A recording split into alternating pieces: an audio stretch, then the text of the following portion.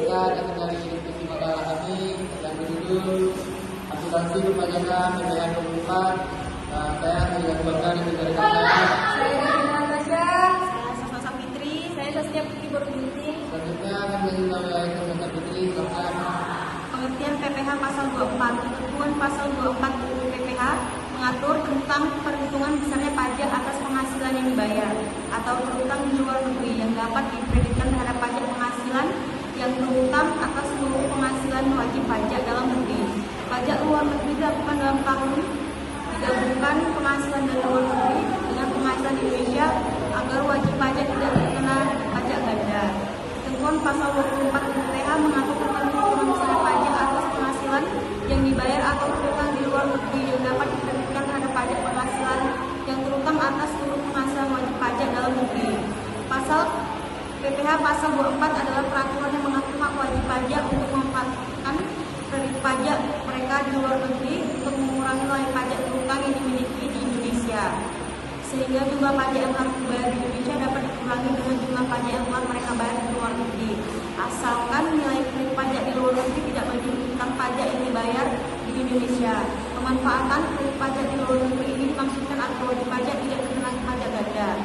Ada pun beberapa situasi kena pajak yang dapat digunakan untuk memotong pajak di Indonesia akan dilakukan oleh Devina. Sumber penghasilan kena pajak yang dapat digunakan untuk memotong hutang pajak Indonesia sebagai berikut. Yang pertama ada pendapatan dari saham dan surat berharga lainnya serta keuntungan dari pengalihan saham dan surat berharga lainnya. Yang kedua, penghasilan berupa bunga, royalti, dan sewa yang berkaitan dengan penggunaan harta benda bergerak.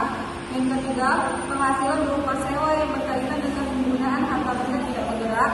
Yang keempat, penghasilan berupa imbalan yang berhubungan dengan jasa, pekerjaan, dan kegiatan. Yang kelima, pendapatan dari bentuk usaha tetap di luar negeri. Keenam, penghasilan dari pengalihan sebagian atau seluruh hak penambangan atau tanda keikutsertaan dalam pembiayaan atau pemanfaatan di sebuah perusahaan pertambangan. Ketujuh, keuntungan dari pengalihan aset tetap. Delapan, keuntungan dari penghasilan aset yang berupa bagian dari suatu bentuk usaha tetap. 1. Subjek dan objek pajak penghasilan pasal 24. A. Yang menjadi subjek PPH pasal 24 yaitu wajib pajak dalam negeri yang terutang pajak atas seluruh penghasilan, termasuk penghasilan yang diterima atau diperoleh dari luar negeri. Yang B. Yang menjadi objek pajak PPH 24 adalah penghasilan yang berasal dari luar negeri.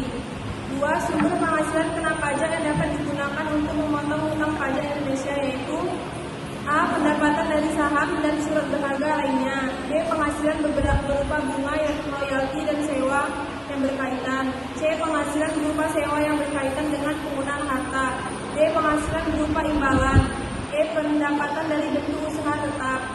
E. Penghasilan dari pengalihan sebagai bentuk seluruh hak penambangan atau tanda keikutsertaan. G. Keuntungan dari pengalihan aset tetap.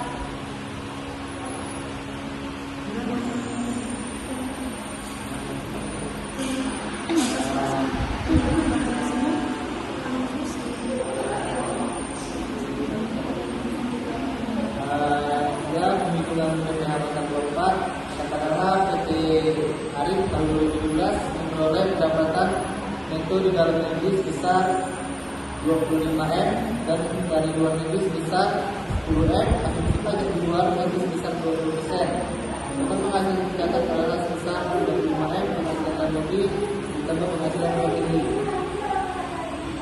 Total penghasilan 20% dari 35M dengan 8.750 PPH maksimum yang dapat dijadikan penghasilan luar negeri atau total penghasilan dari total PPH terutang. Jadi PPH terutang yang sudah dibayarkan luar negeri adalah sebesar 2M dengan 10 juta. Nah, nominal ini yang akhirnya digunakan sebagai pengurangan pajak dalam negeri. Namun ingat, apabila wajib pajak tidak menjadikan PPH terutang yang sudah dibayarkan pada pajak dalam negeri, terlebih dahulu Anda harus melapor kepada Kepala Kantor Pelayanan Pajak atau disebut KPP dan melaporkannya pada saat melapor SPT tahunan. penggabungan penghasilan ada beberapa, pertama penggabungan penghasilan dari usaha dilakukan dalam tahun pajak diperolehnya penghasilan tersebut.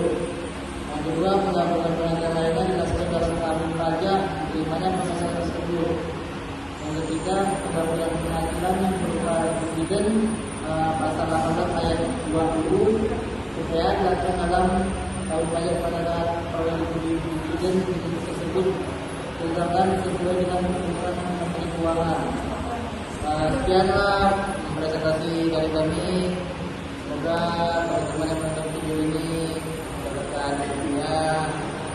Saya mengharap dulu ya. Terima kasih. Assalamualaikum warahmatullahi wabarakatuh.